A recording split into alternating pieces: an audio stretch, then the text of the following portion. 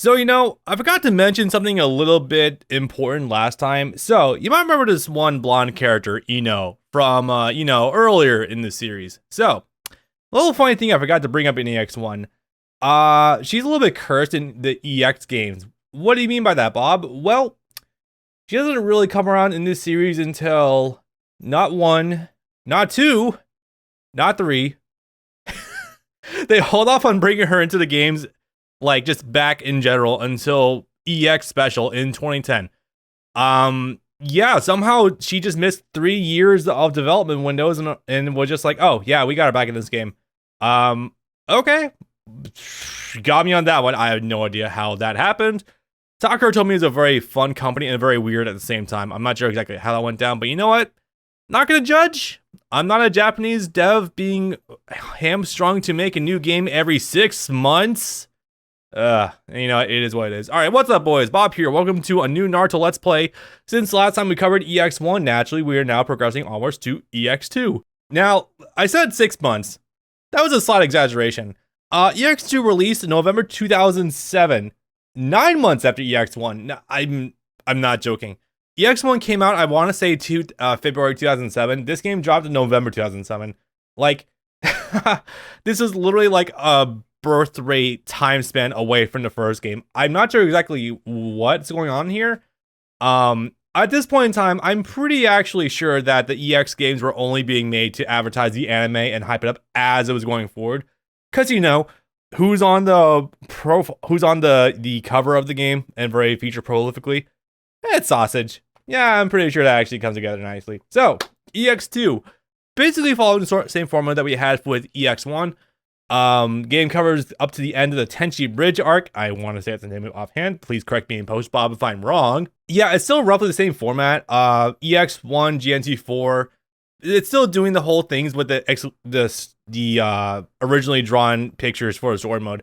Pretty cool, a little bit weird, but it's not that big a deal. Now, one other thing before we begin, I forgot a little detail from EX1 that I want to say was fixed in EX2, and that's a matter of the block stun. EX1 didn't really have block stun on any moves. Now, why am I getting the technical stuff out of the way first? Well, if you know anything about fighting games or video games, period, yeah, there was no block stun whatsoever. So a lot of things were just kind of weird. EX1 is a lot weirder of a game than you think it would be at a glance. EX2, however, it's got some different issues. It's weird how we just keep kind of going all over the place in terms of like quality. We'll delve more into that later because after talking to the competitive community for a little bit, EX2 has a fun story. But first, let's get through this intro that might be a little familiar to the audience. Maybe.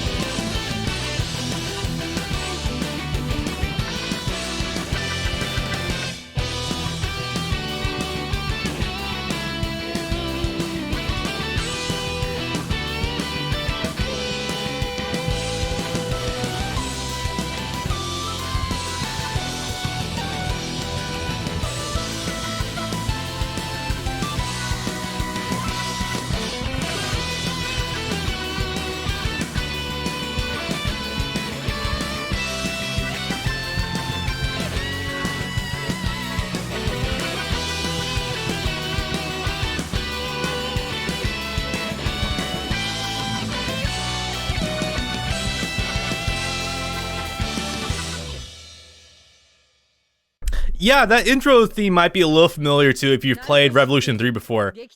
As we delve further into the EX series, you're going to find a lot more familiar elements that got brought over to Revolution 3. Case in point also, this render for Sasuke and this picture for Kakashi, I want to say both of these are actually pictures used for him or their characters in characters like for that game. Wacky stuff across the board. Also, I gotta continue to gush on this. Oh my god, I missed the Sasori Yamato ones are two. I thought so. I was gonna say I think they are, but I wasn't entirely sure about that. So, I actually know two things that are very important, I guess, before we go forward. One, still no true 16:9 support. Moon was talking to me in chat. Apparently, this was not a true thing until Revolution 3 and GNT Special, which I get it. It's just unfortunate that this is so early in the Wii's lifespan. Not Wii U, the Wii. Just to give you a perspective of how long it's been. 2007, baby. That was now 16 years ago? Oh, Revolution 2? Nah, you're not too far off anyway. So as a result, we're still viewing this in a boxed window. Yes, I know. If you're younger, you might be freaking out at the sight of these black borders on the sides here. These are normal for back in the day. I was gonna stretch it out to like fit in like a background, but given that chat's down here, we'll do it a little authentically. Screw it, why not? Another thing I gotta again gush about. The presentation for these games continues to be immaculate. Oh my god, I love the character and the charm of these games so much. There's animation in the background. We got animated Sakura, which I think is the same animated Sakura from Revolution 3. I don't think I'm wrong about that. I feel like this is exactly the same one. It's not important, I just think it's kind of cute. Anyway, I want to say over here is training because I was trying to find this earlier. Yeah, I want to say this is actually it. And once again, it bears stressing. Animated intros every time you select a character in character select. Now again, okay. Depending on the fighting game you're used to, this might seem like a complete non-factor. Well, unless you play Tekken 7, in which case this is actually the coolest shit ever. Oh god, they haven't had that since Tekken 6, I think. Anyway, details. This is just so neat. Like, it does introduce so much flavor for every single character. Does Neji still get Byakugan? He does. Not before the end of the animation, but still kind of cool. Anyway, so yeah. Naturally, since we are delving deeper into Shippuden, we no longer have the 12-character roster of EX1. Now, again, I say this plenty of times. If your game is unique enough and the characters are versatile enough, you can have a 12-character roster, and I will be totally cool with it. BlazBlue, Calamity Trigger, and Guilty Gear Strive towards its launch, I did not mind whatsoever. They're all so fun and unique, it doesn't even matter to me. Now, I will say that, again, we are delving deeper, so we got a lot more characters to work with. Orochimaru. Ooh, his eyes get wider. As I learned through GNT Special, we quickly lose the actual facial animations. This is really cool. Yeah, I wonder which character everyone used, huh? Anyway, other cool things. I will also say, since you probably see it down here, the Orochimaru wider eye shit is only in EX2, which is really interesting. Really? Ah, that's so cool though. Damn it. I hate that so much. The mishap in this game is that Sasori has very quiet voices, does he? Oh yeah, that's noticeably muted. Hiroko's also kind of quiet too. Versus like, even Itachi, that's kind of funny. Now, yeah, let's just address the elephant in the room right now. Yeah, this is a thing. So let me just go over this really fast. Obviously, Brutal Moon's pretty... Okay, so again, if anyone's not familiar, Brutal Moon is like pretty much like the envoy in the GNT service, the EX games. I pretty much consult him whenever I need information on stuff. And yeah, originally I was talking with Gunblaze, another prolific GNT player, and initially we were thinking that maybe because of these same characters being in Revolution 2 and this game that they might share the exact same game engine. Probably not so much. But yeah, this is the only single Shippuden GNT game to ever have pre-time skip characters that, you know, obviously are not the other ones. The only ones. I'm not, this is so weird. Obviously they're here in EX 2 and 3, but it's just so weird. The Garden even an EX special. That's just so weird to me. Anyway, so without much further ado, also I will say, Mommy came home and boy is she strong. I only feel like mentioning this because, oh my god, she also, oh wow, okay. The chest is not experiencing a fun time right now. Okay. I only feel compelled to mention this because it's so rare for me to look at competitive Naruto in any game and see Tsunade be anywhere near mid-tier, let alone like upper mid-tier. Yeah, she's kind of good. Weird stuff. I'm not complaining, but cool. Also, wife's home. Cool. All right, let's just go ahead and fire up training mode, see what we got this time around. Oh yeah, also, unfortunately, you still cannot select your character's alt outfit on the character select. I don't know if I mentioned that actually in the first game. Yeah, you can't select your character's two-player costume in the character select. It's really weird. Oh, crap. One thing before we get too far into this. Yeah, you can actually now select if you want obstacles on or off. It's a cool thing. I'm glad they give you the option. Oh god, the eyebrows do move. It's so great. Okay, so a couple of things. I think the obstacles and stage traditions too. Yeah. They do add a good amount of depth to like gameplay. The only thing I wish was better is like the detection around them. Like if you could just place like a button around them and immediately interact with them. I don't know. Using L and R as your dodge button and also like interacting with environments is kind of weird. Anyway, so there's not. Excuse me. Let me just reacclimate to my voice. So at a complete surface level, there's not too much of change going on from EX1 to 2. A lot of basic things are still here. There's no latent ninja power yet from EX3/Revolution 3. That will come at a little bit of a later date, actually, in the next game, funny enough. Now, if I was using the Wii Remote Nunchuck, this would actually be the very first game to introduce the hand sign system. Unfortunately, since we are playing this on, well, playing this on an emulator, not much I can really do there immediately. I can't really illustrate this, but I will say, recently there has been USB modified IR sensors for the Wii Remote that you can actually plug into a computer. I myself will probably use them for Metroid Prime 3 at some point in the future because, you know, it'll look really good and it's pretty cool, the interface. I just think it's kind of cool. But yeah, the hand-side system is only for people playing on a Wii Remote Nunchuck. It's unfortunate, but we'll deal with it. It just means I can't really showcase it right now, but you know, it is what it is. Now, I think it's listed on the wiki. Yeah, actually the wiki actually directly mentions this. So because of the whole hand sign system, a lot of damage values have changed in this game. Now, I'm on damage 4, I want to say. That wasn't, I mean, maybe I'm wrong, but that doesn't feel like it should be doing as much damage as it could be. EX2 kind of does a weird thing in this games where they'll like, let me find it on. Nope, hold up. There's health regen. Yeah, so damage has kind of been modified across the board. That's damage 4 and that's pretty good damage.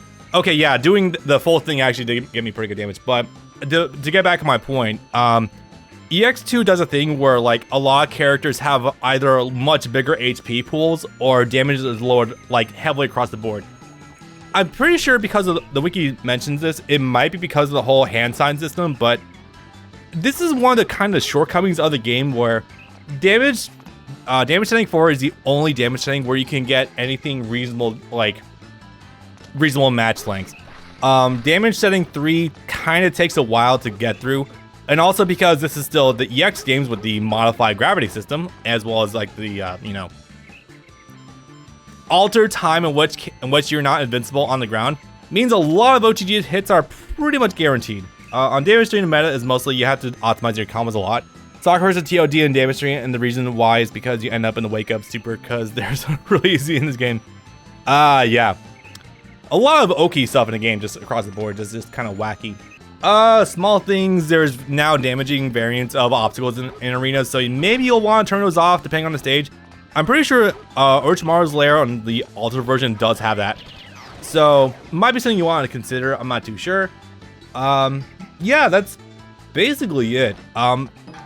Mostly, a lot of it's just like new characters and a lot of new tech situations, so nothing like really groundbreaking in terms of like new combat, but unfortunately, we did lose the really stellar super from EX1 with Naruto. Rest in peace.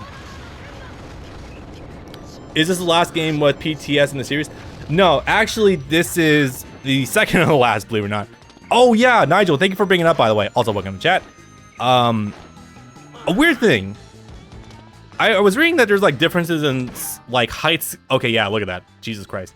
So there's differences in height scaling for the pre-time skip characters and the regular characters, such that like you can they're the exact height of the regular versions. I told you that. Well, I mean, I also read up on it too. But yeah, it's just like if you just punch Sasuke pre-time skip, Naruto and Sasuke are the exact same size. It's very silly. I think it might as well be worth bringing up. It's just kind of goofy. Okay, so now we're moving on to the story mode as it tends to be. So, oh wait, let me close out Steam really fast. That might help me with back end. Okay. They also have weird bone in their butt cheeks for whatever reason. Literally butt bones.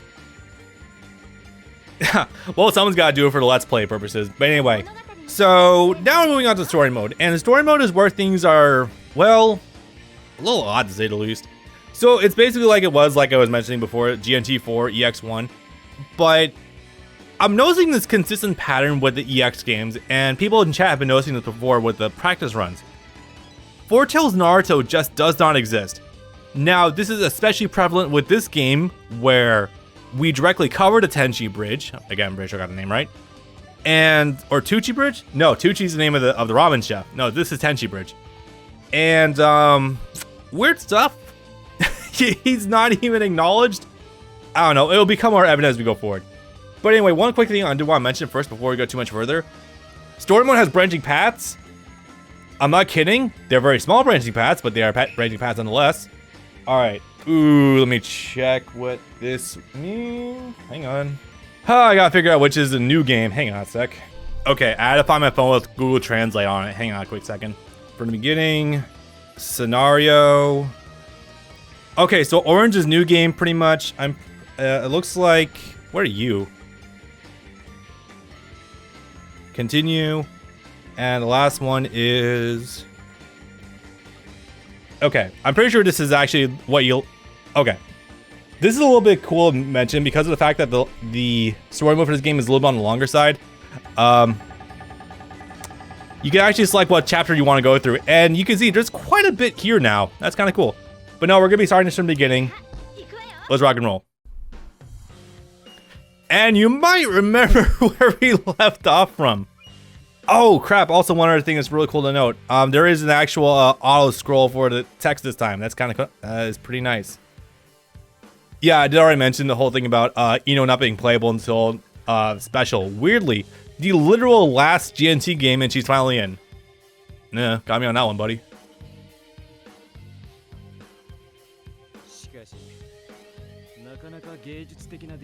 Okay, is it Zidu? I feel compelled to also Google Translate this one just so I can not nuke everything. Okay, it looks like Z.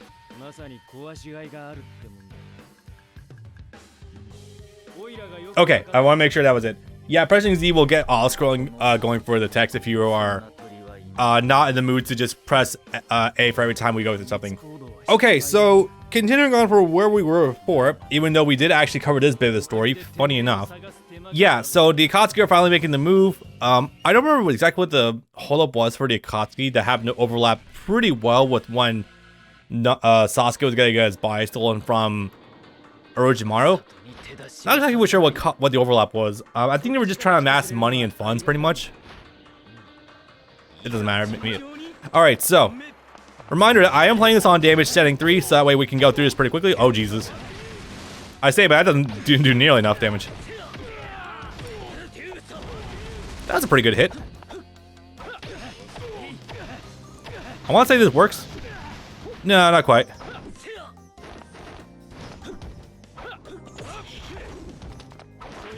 I try. Ooh, that was a bad whiff. I was expecting him to just come in swinging. Alright, stage transitions. If you're familiar with the Revolution games, you know exactly what these are by now. Basically, you get an Aqua move between stages of the between the edges of the ring. You're gonna end up knocking your opponent into the next adjacent area, which is pretty cool. And also put you into a coin flip if you're gonna end up hitting him directly or doing like an OTG knockdown where you can then combo off of it. Ow.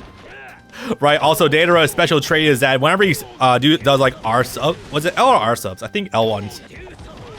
They like it sends out an exploding dummy, which is pretty good to fuck up any sort of like retaliation that might be going for. Yeah. The music's back, baby. R sub, thank you.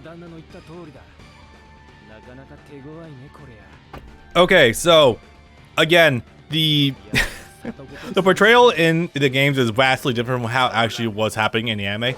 Truth is, in the anime, that Gaara was actually pushing the offense pretty hard against Deidara, which is really cool, but maybe don't want to job out potential strongest members of the series just yet. I'm just saying. Okay, it's one of them. Yeah, it was only by putting him into an checkmate situation with trying to bomb the entirety of the sand village that's when Deidara actually did get the upper hand. I don't. Hold up. Google Translate, save me. What is this? Hold on. All right, so this is exactly what I was talking about with the branching paths. These are actually going to allow us to do one of a couple of different things. Okay, so or not. So the first one is, according to Google Translate, save and proceed to the next scenario. Go to the next scenario now without saving. Save and go to the menu. Go to the menu without saving. Wow, really running the gamut, huh? Obviously, save and go to the next one.